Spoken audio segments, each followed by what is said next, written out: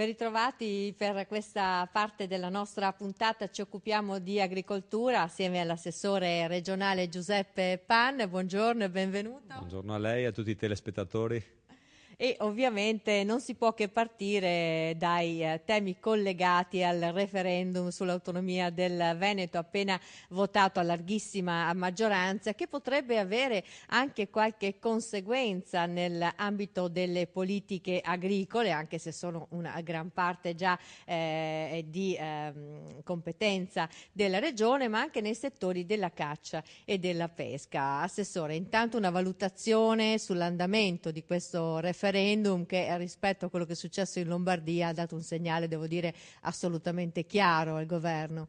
Il referendum è stato un grande banco per la democrazia. Abbiamo mandato a votare il popolo veneto, che ha risposto con il 57,2%, 2 milioni e 400 mila elettori, un grande successo della democrazia e della partecipazione, perché rispetto alla Lombardia in cui non c'era il quorum e quindi bastava andassero a votare anche 10 persone e il referendum valeva, o all'Emilia Romagna dove si è aperto un tavolo di trattativa col governo, noi invece abbiamo avuto un mandato popolare, quindi il presidente Zaia andrà a Roma naturalmente con tutta la consulta che abbiamo istituito con di esperti che È già al lavoro. che è già il lavoro in questi giorni e quindi con un mandato popolare forte, quindi sicuramente qualsiasi governo che ci sarà, che sia questo o quello che arriverà in primavera, non potrà dare atto di questo referendum e è chiaro che il mandato è forte e noi vogliamo portare a casa il 9/10 delle competenze e naturalmente allegate alle competenze, alle 23 competenze, anche le risorse che sono quelle che poi fanno funzionare le cose. Competenze e risorse. Per quanto riguarda l'agricoltura, che è diciamo uno dei grandi ambiti economici del Veneto, perché è vero che siamo una zona di servizi, di imprese, ma siamo soprattutto un territorio agricolo e di grandi eccellenze nel mondo dell'agricoltura. Da questo punto di vista cosa potrebbe cambiare, visto che già la Regione gestisce buona parte di questo ambito? Il mondo dell'agricoltura Veneto consta di 120.000 imprese che danno alla nostra regione 6 miliardi di PLV, di prodotto lordo vendibile. Se li associamo all'agroindustria altri 6 miliardi, quindi 12, se mettiamo in mezzo tutti quelli che lavorano in Veneto per l'agricoltura, che quindi sono le imprese artigiane, i costruttori di macchine, i contoterzisti e magari anche tanti autotrasportatori, cioè c'è un mondo intorno che io dico quasi un terzo dell'economia della nostra regione viaggia attorno al primario, quindi assolutamente l'autonomia è importante perché noi dobbiamo avere la competenza totale, quindi non solo il 60% come adesso, che significa quindi anche avere quali risorse legate a questo 40%, che sono quelli del controllo, che sono quindi esempio quei fondi che magari le agenzie ministeriali AGEA e ISMEA mettono a disposizione per gli agricoltori e che non arrivano magari in tempo utile perché sono molto lente. Cioè il problema Sono motivi di proteste continue. Sì, noi magari viaggiamo quando, esempio in Veneto, lo dico ai telespettatori, sul piano di sviluppo rurale dove abbiamo 1 miliardo e 200 milioni per gli agricoltori e siamo i primi in Europa per emissione di bandi e legati ai bandi ai soldi che diamo alle nostre imprese, siamo i primi con un 25% quest'anno di performance e abbiamo già erogato 700 milioni nelle varie disposizioni che avevamo. E dall'altra parte abbiamo un ministero invece dove ci sono dei fondi importanti, esempio mi viene in mente il piano di sviluppo nazionale oppure il piano irriguo nazionale oppure l'ecodifesa, cioè tutte le assicurazioni agli agricoltori che qui sono fondi fermi da anni. Tra l'altro c'è l'80-20 su questi fondi, c'è l'80% destinati al sud e il 20% solo al nord. Esatto, questo è un altro tema che è quello legato al federalismo, che qui bisognerebbe capire quale appunto federalismo vogliamo e quale distribuzione deve essere anche per il nord, ma nello stesso tempo proprio è la lentezza burocratica del sistema che sta praticamente incancrenendo i rapporti tra le imprese che hanno bisogno, che viaggiano a una velocità elevata, che hanno bisogno di finanziamenti subito oppure delle risposte subito legate anche magari ai risarcimenti dei danni e delle assicurazioni e che questi non arrivano guardi, stiamo aspettando i fondi del 2015-2014, quindi anni per che le nostre imprese siano praticamente pagate. Noi invece in Veneto abbiamo un'agenzia dei pagamenti in agricoltura che è la prima d'Italia, la nostra VEPA, che è proprio sede qui a Padova, e che siamo per primi pagatori a livello europeo. Quindi noi abbiamo una maggiore autonomia potrebbe consentire di rendere ancora più veloce tutta questa dinamica. Ma certo, non solo nei fondi europei che gestiamo insieme a quelli regionali, ma nello stesso tempo quelli ministeriali che non arrivano e non hanno risposte. Il controllo dei fondi, la vicinanza appunto di chi eroga, ma anche di chi poi alla fine può controllare, che sono i cittadini, rende anche più difficile lo spreco. Beh, guardi, autonomia anche significa responsabilità degli amministratori, quindi i cittadini conoscono i sindaci, conoscono gli amministratori provinciali, magari un po' meno, ci conoscono noi perché conoscono il governatore Zaia, magari noi un po' meno, ma gli assessori in generale che sono sul territorio, ma che li puoi trovare, li puoi chiedere e poi confrontarti. È molto più facile prendere la macchina e venire a Mestre, venire a Padova, abbiamo le agenzie praticamente legate all'agricoltura, e trovare il sottoscritto in un appuntamento, che magari prendere il treno e andare a Roma e trovarti un muro davanti al ministero e non sapere con chi parlare. Questo è anche autonomia amministrativa, significa il diretto contatto con la gente.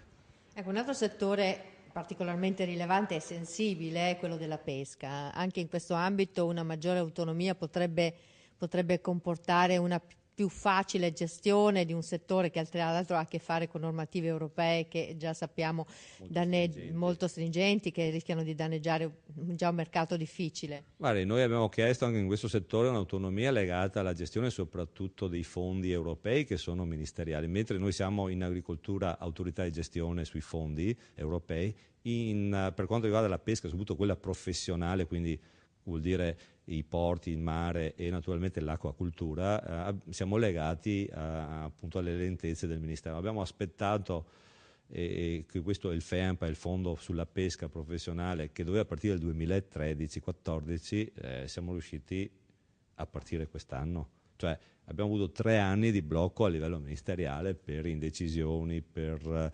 circolari, per burocrazie. Cioè, anche questo mondo, che è un mondo che viaggia, che ha bisogno di grandi risposte, che comunque ha bisogno comunque anche di un'assistenza, perché andare in mare non è semplice, andare fuori con le barche da pesca e più tutte le direttive europee appunto che lei ha citato, ha bisogno comunque di un'autorità, non dico autonoma, ma allo stesso tempo che possa comunque interagire direttamente col mondo della professione della pesca.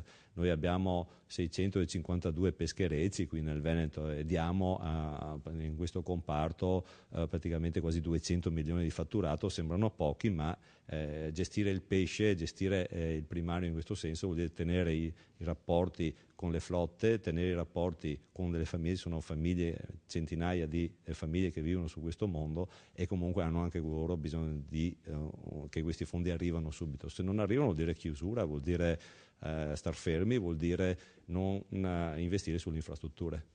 Ed è un tema che si collega anche a quello della sostenibilità, perché anche in questo caso la vicinanza della gestione di un territorio dal punto di vista dei fiumi, della salvaguardia dei fiumi e della salvaguardia del mare, credo che alla regione, a una regione che ha tutta una parte che è a ridosso proprio del mare, stia molto a cuore. Noi abbiamo chiesto la gestione dei porti e delle attività marittime, ma anche uno dei problemi più grandi sono anche tutte le gestioni burocratiche a livello delle valli da pesca, a livello dei porti, a livello comunque degli scavi dei canali per uscire dai porti. E lì le competenze ministeriali che si sovrappongono a quelle regionali sono tantissime, e quindi a volte, pur avendo i fondi, pur avendo i progetti, per avere le approvazioni di questi progetti e cominciare i lavori ci vogliono anni, e quindi bisogna superare questi temi assolutamente. Con l'autonomia non c'è altra strada.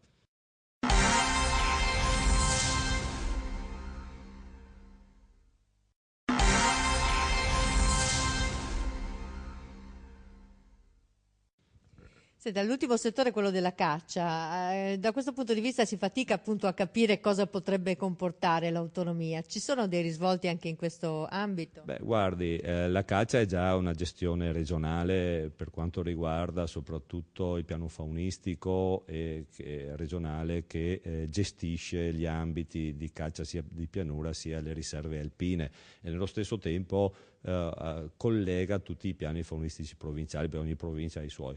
Però anche su questo tema, ad esempio quello dei grandi carnivori, come abbiamo parlato spesso ultimamente di lupi, di ritorno degli orsi, eccetera, anche la gestione di queste che è nazionale ha dato comunque i suoi problemi. Esempio, noi abbiamo chiesto delle deroghe in questo senso anche sul prelievo, sullo spostamento, eccetera, però bisogna superare la 157 di una legge nazionale.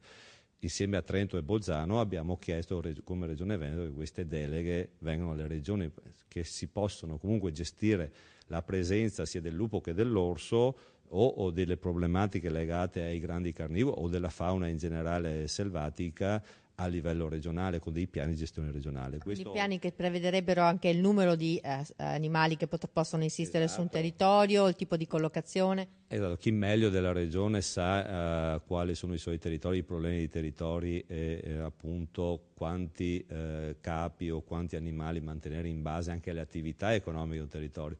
Ricordo che, e l'ho detto a Bruxelles l'altro giorno, che noi sì proteggiamo certi animali, per carità nulla da dire, ma nello stesso tempo dobbiamo proteggere soprattutto gli allevatori, i malghesi che sono in montagna, perché stanno diventando loro la specie in via di estinzione. Quindi anche la gestione di questi animali, che significa prelevare, esempio, una parte come fanno in Svizzera o in Austria o in Slovenia, la gestione è normale, cioè questa è una gestione perché o li lasciamo che si sviluppino in maniera incontrollata oppure andiamo a gestire con dei piani ad hoc. Ho letto in questi giorni che ci sono 25 lupi come comunità, ad esempio, in Veneto. Guardi, forse sono anche molti di più. Diciamo che si stanno espandendo dei branchi in alcune zone, dalla Lessinia dove è stato il primo branco, adesso ne abbiamo sul Monte Grappa, sull'altopiano di Asiago, ne abbiamo sull'Alpago e naturalmente sul Cadore. Ma la fauna selvatica è in espansione in tutto l'arco alpino e appenninico e quindi dobbiamo porci il problema che a un certo punto la convivenza sia tra gli animali sia comunque l'uomo e le sue attività deve avere un punto di rottura. Non possiamo lasciare che questi animali si espangano in maniera incontrollata, ma allo stesso tempo dobbiamo appunto gestirli con dei piani di gestione e cambiare anche l'asset di alcune leggi nazionali come la 157 o la direttiva Habitat europea che noi abbiamo chiesto, in modo che questi animali non siano animali protetti al 100%, ma che possano essere gestiti appunto dall'uomo attraverso i piani di gestione e in base alle loro presenze, territorio naturalmente e attività umane. Devo parlare per forza anche dei cinghiali a questo punto perché stiamo parlando di tutti gli animali che rappresentano anche un problema appunto nel caso di numeri eccessivi. Qui siamo andati ben oltre alle regole diciamo di proporzionalità un po' in tutto il territorio. Sono stati però messi in atto anche tutta una serie di contromisure sostanzialmente. Sì, sui cinghiali abbiamo fatto un ottimo lavoro perché il cinghiale è una specie cacciabile rispetto al lupo e all'orso che sono animali protetti, quindi lì l'iter legislativo deve essere cambiato appunto in Europa e a Roma. Dall'altra parte il cinghiale invece è una specie cacciabile e noi abbiamo fatto e portato avanti il piano di gestione regionale che prevede la cacciabilità e l'abbattimento dei cinghiali tutto l'anno con diversi metodi. Qui, facendola in breve, riusciamo a gestirli attraverso dei controllori, delle squadre proprio specializzate che fanno dei corsi che abbattono i cinghiali naturalmente con delle battute e nello stesso tempo abbiamo anche creato una filiera con i macelli, con i controlli veterinari naturalmente e poi ricordo che il cinghiale ha anche una carne che a volte ha una malattia che deve essere appunto selezionata e vista appunto dalle ULSS prima di essere mangiato. Il messaggio anche ai bracconieri che non mancano perché sappiamo che ce ne sono ancora. Esempio sui colli euganei noi in questo momento abbiamo battuto da agosto a questi ultimi mesi 1700 cinghiali, quindi sicuramente un dato importante. Lì c'era un problema un problema grande, perché i poveri, essendo isolati in mezzo alla pianura, erano diventati un ricettacolo. Non è risolto del tutto il problema, però li stiamo in tutte le maniere contrastando. Ci sono anche altre aree. L'altro giorno ho incontrato i sindaci del Montebaldo, che anche lì hanno lo stesso problema, i sindaci della Lessinia e del Vicentino, e vedete che questi animali, con l'abbandono delle montagne, con l'abbandono di alcune attività, l'aumento comunque dei boschi, si stanno espandendo, anche perché l'unica maniera per controllarli è appunto l'uomo. Senta, parlando di territorio, come sta cambiando l'agricoltura del Veneto? Perché state investendo appunto nella modernizzazione anche attraverso i piani di sviluppo rurale, anche poi un cambiamento della fisionomia agricola di questa regione. In che direzione stiamo andando e in che stato di salute è?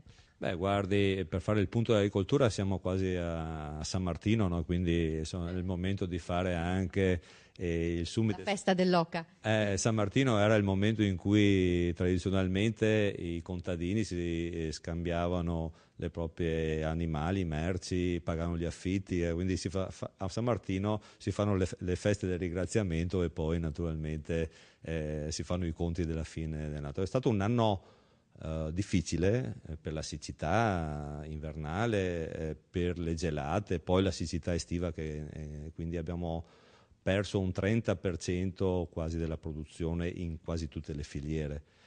Però grazie invece a un'estate molto asciutta, diciamo che le piante hanno sofferto meno delle malattie fungine, delle malattie legate a questo mondo come quelle della viticoltura, l'oidio, la peronospora, eccetera. Quindi la qualità è molto alta dei prodotti. Adesso dobbiamo verificare i prezzi da alcune parti, ad esempio nel mondo vitivinicolo, sono un po' alzati, dall'altra parte nel mondo dei cereali invece un po' meno, e quindi siamo in sofferenza, legate alle sempre solite questioni degli accordi europei, comunque di un'Italia senza frontiere, senza dazi, e che penalizza le nostre produzioni d'eccellenza rispetto a quelle che vengono dall'estero. Particolarmente in ambito dei cereali, penso adesso quest'anno è entrato in vigore, anche se in via provvisoria e temporanea, questo trattato con il Canada, no? Il CETA è un trattato che noi abbiamo anche contrastato, perché non dava a difendere tutti i prodotti tipici, quindi lasciava praticamente la via alle importazioni da questo paese, che magari nessuno sa, ma la maggior parte del grano duro, anche a livello mondiale, è prodotto in Canada. Sembra il Canada, lo pensiamo, pieno di foreste, di laghi, di salmoni, ma invece ci sono delle grandi territori coltivati a frumento a grano duro, che tra l'altro, non avendo un ciclo completo, lo seccano con il glifosato, e quindi cosa che noi stiamo cercando di togliere. E quindi magari importiamo grano duro seccato con i diserbanti, mentre magari non riusciamo a dare sostegno ai nostri agricoltori che fanno il grano duro o il grano tenero col ciclo naturale di cui siamo sempre abituati, piantando d'inverno, che si secca a giugno. Noi eravamo abituati a trebbiarlo a Sant'Antonio. E questo è uno dei drammi che stiamo vivendo nel mondo dei cereali. Stiamo investendo molto invece sulle barbabietole, e anche daremo un aiuto quest'anno. Stiamo investendo con un piano di innovazione nel mondo dell'ortofrutta, che sta dando dei grandi risultati. Stiamo lavorando molto su questo tema della frutta, in particolare veneta, e stiamo puntando a promuovere i nostri marchi di qualità, come quello del QV, il marco di qualità veneta. E quindi per far capire cosa al consumatore: attenzione quando vai ad acquistare qualcosa al supermercato, magari anche al discount, perché bisogna dire che i nostri cittadini vanno al discount, attenzione a quello che si compra, perché i prodotti a basso prezzo a volte nascondono materie prime che arrivano dal Nord Africa, che arrivano dalle Americhe, che arrivano dall'Indonesia. Attenzione, la qualità è legata naturalmente ai marchi, alle nostre DOP, alle nostre DOCG, nel vino, eccetera, nei nostri formaggi, ma è anche legata a un prezzo. Fare qui le cose costa di più che farle in Indonesia, e quindi anche qui è una scelta personale, una scelta di salute, una scelta non solo economica. So che il mondo agricolo è particolarmente preoccupato anche di questa questione di queste cimici cinesi che stanno distruggendo parecchie coltivazioni di frutta, particolarmente. Sì, adesso stiamo andando a 360 gradi sui problemi. Sì, la cimice asiatica è tra l'altro anche molto fastidiosa per il cittadino normale, perché entra soprattutto d'inverno nelle nostre case. è uno degli arrivi che ci hanno regalato, come tanti arrivi, soprattutto questa è arrivata. Per questo ne parlo adesso, perché adesso tutti stanno arrivando nelle sì, case. con l'inverno che si avvicina, siccome queste qui prima sono stati sui campi a fare i danni, adesso stanno venendo verso le case. La cimice asiatica è arrivata appunto dalla Cina, è una cimice diversa da quella che avevamo noi. Abbiamo finanziato uno studio grazie anche a un mio intervento con l'Università di Padova, tra poco lo presenteremo, e stiamo cercando dei competitori sia naturali e sia anche delle tecniche naturalmente di difesa. Ricordo che noi abbiamo avuto in alcune aree della nostra regione come quella del kiwi, il biologico, dell'oliva, eccetera, a volte anche danni per il 40%, il 50% delle produzioni. Cioè, perché la cimice asiatica punge, poi emette questa saliva che è sgradevole, che tutti conoscono, e la fa andare dentro la frutta, e poi immaginate se poi è mangiabile, quindi gli agricoltori la devono buttare, quindi naturalmente danni enormi. Noi stiamo tentando un contrasto sia biologico, quindi trovando il competitore, sia un contrasto naturalmente legato a un insetticida o un prodotto che possa essere usato con sicurezza in campagna, e nello stesso tempo stiamo anche trovando delle soluzioni nel ciclo naturalmente di questo insetto. Non è semplice perché è arrivato da poco tempo e come tutti gli insetti ha bisogno di un studio particolare del proprio ciclo. Allora, le voglio fare una domanda anche su Veneto Agricoltura, perché ormai è iniziato, diciamo, un cambiamento anche radicale nella gestione e nella prospettiva anche di sviluppo di questo ente regionale. Sarà il suo futuro, forse proprio nell'ambito della ricerca e del sostegno in questi ambiti?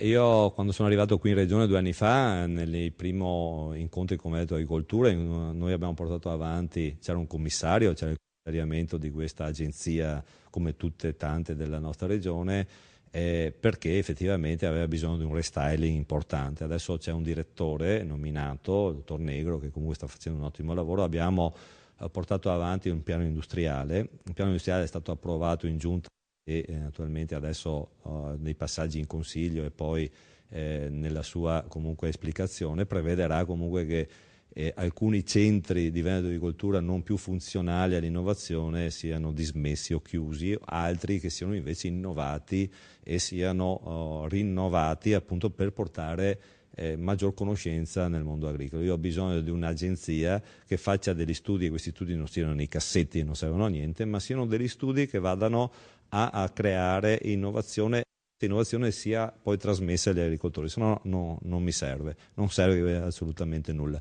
E il settore primario sta rispondendo in maniera importante. Questa l'agenzia adesso si sta dotando appunto di tutti i sistemi innovativi sia dal punto di vista della ricerca, sia appunto che poi la ricerca poi va applicata in campagna, quindi abbiamo bisogno anche dei centri che facciano applicazione in terra. A volte, faccio un esempio, l'innovazione sul mondo dell'ortofrutta ha bisogno anche di qualche anno di sperimentazione sulle nuove cultivar, cioè l'agricoltura non è così semplice dalla sera a mattina cambiare i prodotti o cambiare appunto le innovazioni, perché hanno bisogno anche di tempi un po' più lunghi rispetto all'industria dell'artigianato.